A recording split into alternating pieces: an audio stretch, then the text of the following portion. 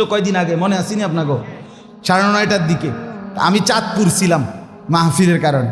Comilla cantonment তো আমার বাসা, তো ওইখানে এক ব্যবসায়ী ক্যান্টনমেন্টের গুমতি টাওয়ার, বড় টাওয়ার, ব্যবসায়ী আমারে ফোন দিচ্ছে, হুজুর হুজুর হুজুর হুজুর দোয়া করেন দোয়া করেন। কি হয়েছে? আমরা সব ব্যবসায়ী বাইরে গেছি। কি হয়েছে ভাই?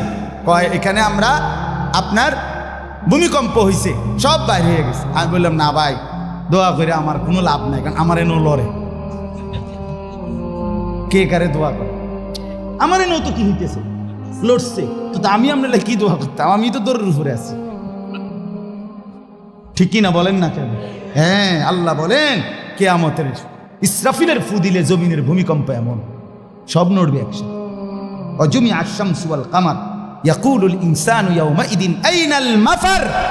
কোটি কোটি মানুষ তখন পাগলের মতো দৌড়তে দৌড়তে বলবে আইনাল মাফার, পালাবো কোথায় ভাই, দাঁড়াবো কোথায়, দাঁড়াবো কোথায়?